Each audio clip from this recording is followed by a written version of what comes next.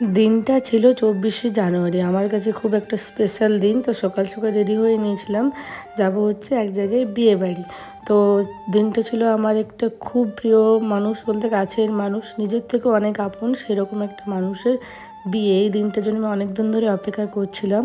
তো যাই হোক, তারপর রেডি হয়ে বরবাবু আমি এখন বেরোবো, রেডি হয়ে নিয়েছি। দেখো আমি হেলমেটও পরে নিয়েছি।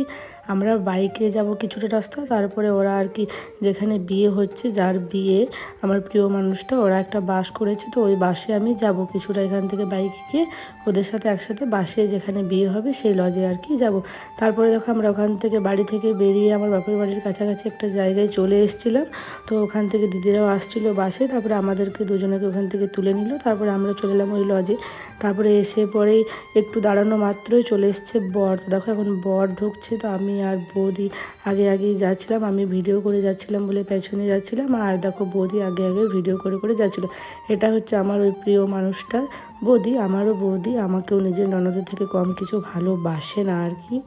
তো বরের গাড়ি দেখো ঢুকে গেল। আসলে বিয়েটা হচ্ছিল দিদির বাড়ি থেকে একটু দূরে, একটা লজ করেছিল, ওখানেই হচ্ছিল, বাড়িতে আর হয়নি। আসলে দিনের বেলায় বিয়ে, তাও আর কি মন্দিরে হয়নি, এখানে একটা লজ করেছিল, ওখানেই হচ্ছিলো আর কি। অনেক সমস্যা আছে, যাই হোক সব কিছু ভিডিওতে বলা যাবে না। তো যাই হোক, তারপর দেখো এখানে জামাইবাবু আমাদের চলে এসছে। তো জামাইবাবুকে এখন জেঠিমা মিষ্টি খাওয়াচ্ছে। জামাই আর কি মুখ দেখে মিষ্টি খাওয়ানোর নিয়ম আছে, জানি না কাদের কাদের, হয়তো সবারই আছে, অনেকেরই বরণ ডালা নিয়ে বরণ করে, আমাদের কিন্তু ওইসব করে না, বরণ টরণ এরকম মুখ দেখে মিষ্টি খাওয়ায়, টাকা দেয়, এইসবই করে। তো যাদের যেমন নিয়ম আর কি। তারপরে দেখো এখানে বৌদি জল খাওয়াচ্ছে, তারপর আমি এখন দাঁড়িয়ে আছি জল খাওয়াবো বলে। আর জেঠিমা এদিকে দিদির ননদকেও জল খাইয়ে দিল। ওই যে প্রথমে যে নামলো ওটা হচ্ছে দিদির ননদ, লেহেঙ্গা পরে। আর আমি যে স্পেশাল মানুষ বলছিলাম ওটা হচ্ছে আমার দিদি। এতক্ষণে বুঝে গেছে নিশ্চয়ই দিদির জামাইবাবু যখন বলেছি। আসলে ওই দিদি আমার নিজের আর কি, দিদি বোনের থেকে অনেকটা বড়, সবার ঊর্ধ্বে আমাদের সম্পর্ক। আজ 8 বছর ধরে দিদিকে আমি আর কি সোশ্যাল মিডিয়ার মাধ্যমেই চিনি, কিন্তু তাহলেও আমরা কোনোদিন ভাবি না যে আমরা সোশ্যাল মিডিয়া থেকে আমাদের দুজনের পরিচয় এতটাই ভালো, আমাদের দুই বোনের বনিং। ওই যে দেখো পেছনে আমার দিদি, এখন ফটোশ্যুট হচ্ছে এখানে। আর ওই যে জামাইবাবুকে নামিয়ে দিয়ে ছাদনাতলায় নামিয়ে আমরা এখন চলে এসেছি অপরে আর কি দিদির কাছে। ওই যে ওদের জামাইবাবুদেরই ক্যামেরাম্যান আর কি এখন দিদির ফটো তুলছিল, তো আমরা একটু দিদির সাথে ভালো করে ফটো তুলে নিলাম। তারপরে দিদিকে বললাম তুই যত পারিস ফটো তুল। আর দিদি এখন উপরে ফটো তুলছে, আর এদিকে জামাইবাবু এখন বসে গেছে সেই বিয়েতে। কারণ আমাদের বেরোতে বেরোতে অনেকটা দেরি হয়ে গেছিলো, কারণ দিদির বাড়ি থেকে আস্তে আস্তে অনেকটা লেট হয়েছিল। আর আমরাও বাড়ি থেকে বেরিয়েছিলাম, আমরা ভাবছিলাম যে আমরা পৌঁছাতে পারবো না, কিন্তু দিদিরাই পৌঁছাতে পারেনি সময় মতো। কিন্তু কী আর করা যাবে, আসলে বিয়েবাড়ি সকালে একটু গায়ে হলুদ আর অনেক কিছু নিয়ম থাকে, তো সাজতে পার্লারে সাজতে তো 3-4 ঘন্টা সময় লাগে, তাই না? তো কী আর করা যাবে, তাই হোক অনেকটাই লেট হয়ে গেছিলো। তো প্রথমে এসেই আর কি জামাইবাবু বিয়েতে বসে গিয়েছিল। তো দেখো দেখে বিয়ে শুরুও হয়ে গেছে। তারপরে বরের আর কি যে মন্ত্রতন্ত্র থাকে, যেগুলো আর কি করার হয় সেগুলো বরের হয়ে গেছে। তারপরে দেখো আমার দিদিকে আনা হচ্ছে, এখন শুভ দৃষ্টি হবে, বৌদি নিয়ে এলো আর কি। তো তারপরে দিদিকে এখন মণ্ডপের মধ্যে নিয়ে যাওয়া হলো। তারপর দেখো এখন শুভ দৃষ্টি শুরু হবে। তো আমরা সবাই এরকম করে ঘুরছিলাম। আমাদের এখানে ওই নিয়মটা নেই, কলে করে গিয়ে করা হয়, কিন্তু দিদিদের আলাদা নিয়ম।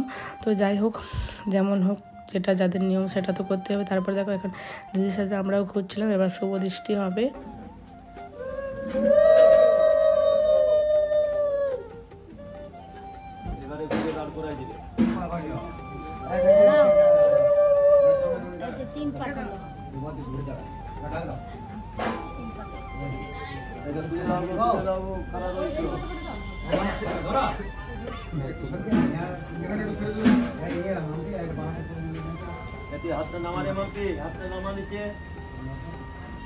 তারপরে দেখো শুভ দৃষ্টি হলো, এবার হবে মালা বদল। তার আগে ওই কি একটা ফোঁটা দেওয়ার নিয়ম থাকে না, তো ওটাই হচ্ছিল। তো আমি ওখান থেকে একটু ভিডিও করে নিয়েছিলাম। আর এই পেছনে যে ভিডিওটা তোমরা দেখছো, এই ভিডিওটা আমার বড়বাবু করেছিল। আমি বলেছিলাম পুরো বিয়েটার ভিডিও করতে, কারণ আমি দিদির কাছে ছিলাম, তাহলে আমি কী করে ভিডিও করবো। ওই জন্য ওকেই বলেছিলাম যে তুমি কিন্তু সব ভিডিও করবে, আমি দিদির কোনো একটা মুহূর্ত আর কি, বিয়ের কোনো একটা মুহূর্ত আমি বাদ দিতে চাই না আর কি। দিদি আমার কাছে এতটা স্পেশাল একটা মানুষ। তো আমিও দিদির কাছে সেম, দিদি আমি দুজনেই কোনোদিন আমরা ওই যে বললাম নিজের বোনের মতো আমরা আর কি থাকি সবসময়। হয়তো অনেকটা দূরেই থাকি, কিন্তু দিদির সাথে আমার মনের টান অনেকটাই।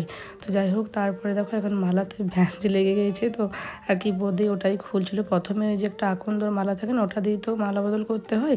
তো যাই হোক, তো ওটা দিয়ে মালা বদল করছিল, একটু ভ্যাঁজ খেয়ে গেছিলো, অনেকটা বড় ছিল মালাটা। তো যে খোলা হলো, তারপরে মালা বদল হলো। তারপরে মালা বদল সম্পন্ন হওয়ার পরে এখন হচ্ছে আর কি হস্তবন্ধন।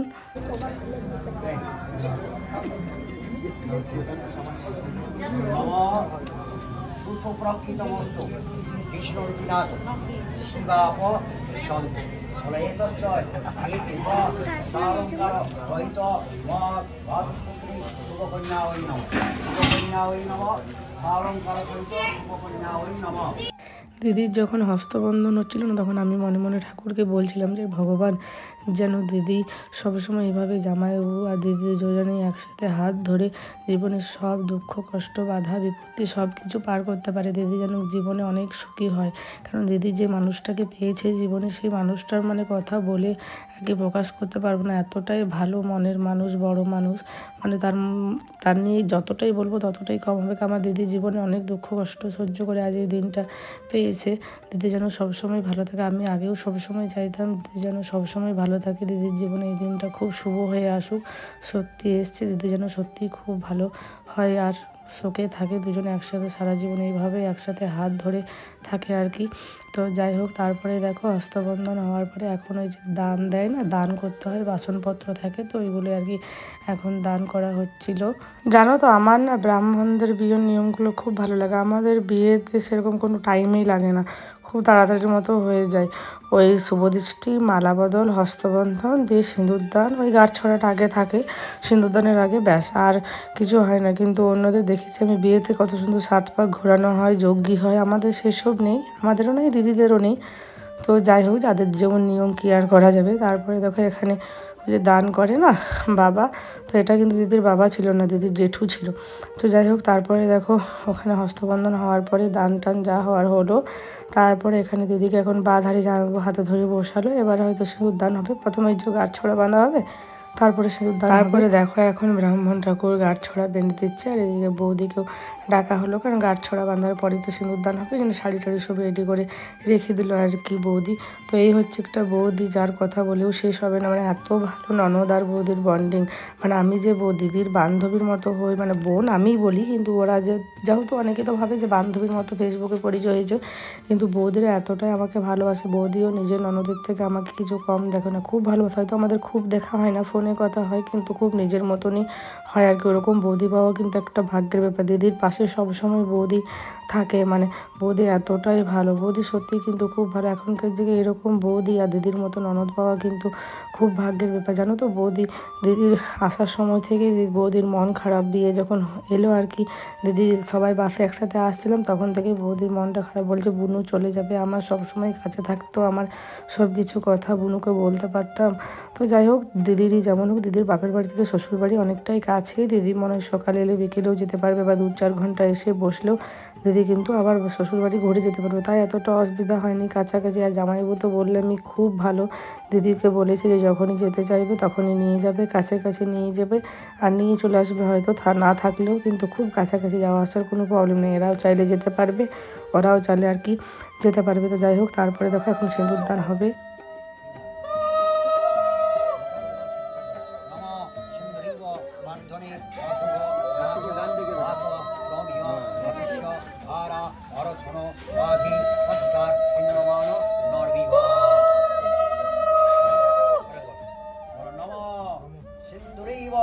প্রার্থনে অশুভ নাশ মাত প্রমেয় মতস্যধারা অরসন মাঝি অষ্টা পিণ্ডমান নর্বিভা।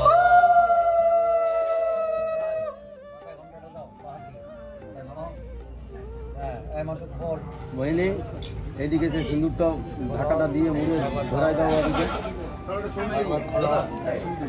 হ্যাঁ, তো তারপরে দেখো সিঁদুরদান সম্পূর্ণ হলো। তারপরে সবাই ফটো টটো তুলছিল, তারপরে আমিও গেলাম একটু দিদির সাথে ফটো তোলার জন্য, দিদি ডাকলো। তো দেখো আমার দিদিকে কি সুন্দর লাগছে। আমার দিদি দেখো কত সুন্দর লাগছে দেখতে, একটা মেয়ের মানে আর কি সিঁদুর পরার পর মুখটা এত সুন্দর লাগে, মানে পুরো চেঞ্জ হয়ে দিয়েছে। দিদি যদিও অনেক সুন্দর, তো তাহলেও আরও যেন সুন্দর লাগছে দিদিকে সিঁদুর পরার পরে। তো যাই হোক দিদি, তুমি সারা জীবন এইভাবেই সুন্দর থেকো, খুব ভালো থেকো। তুমি যেরকম ভালো সেরকম একটা মনের মানুষও পেয়েছো ভালো, তুমি সারা জীবন সুখে থাকবে। কারণ ভগবান যখন কাউকে কষ্ট দেয় না, সেই কষ্টটা দ্বিগুণ করে সুখ হিসেবে ফেরত দিয়ে দেয়। সেটাই আমি আর কি দিদির জীবন দিয়ে বুঝতে পেরেছি আর কি, দিদি যেমনভাবে দিনগুলো কাটিয়েছি। যাই হোক, তারপরে দেখো এখন আমাদের বিয়ের আর কি সব সম্পূর্ণ হয়ে গেছে। ওখান থেকে আমরা বেরিয়ে এখন যাচ্ছি দিদি জামাইবাবুকে নিয়ে আর কি ফটো তোলার জন্য।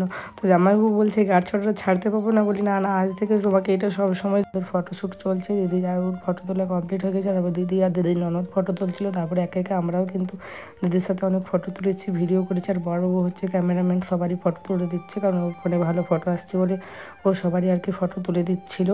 আমিও কিন্তু অনেক ফটো তুলেছি আর অনেক শর্ট রিলও করেছি, এর মধ্যে অনেক ইউটিউবে দেওয়া হয়ে গেছে, কিন্তু ভিডিওটা অনেকদিন দিনটা ছিল খুব স্পেশাল, তো ওই জন্য ভাবলাম যে একটু দেরি করেই দেবো, ওয়েট করে আগে শর্টগুলো দিই, তারপরে আর সময়ও হচ্ছিল না। যাই হোক, তারপরে দেখো আমার ফটো তুলে সবাই মিলে অনেক আনন্দ করলাম। তারপরে চলে এসেছি আমরা এখানে খাবার খাবো বলে। তো যাই হোক, তখন আমরা এখন দেখো বসবো, আমি বৌদি দুটো ভাইপো, বৌদির কিন্তু যেমন ছেলে এই যে দুজনে শুভ আর দীপ। তো যাই হোক, তারপরে ওরা দুজনা বসলো আর বৌদি বসলো আরেকটা চেয়ারে নিয়ে, আর আমি আর আমার বর বসলাম, আর ওদিকে দিদি, দিদির দেওর, দিদির ননদ আর দিদি জামাইবাবু বসেছে।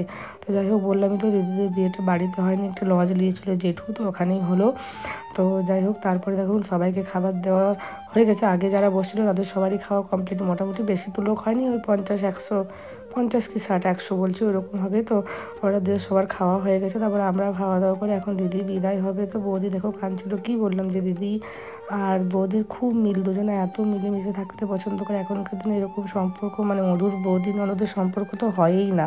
তো যাই হোক, তারপরে বৌদি তো অলরেডি কাঁদতে শুরু করে দিচ্ছে, বৌদি তো বাড়িতেই কদিন ধরেই কাঁদছিল দিদি বলছিল। তারপরে দেখো এখানে আর কি কনকাঞ্জলি দেওয়া হচ্ছে।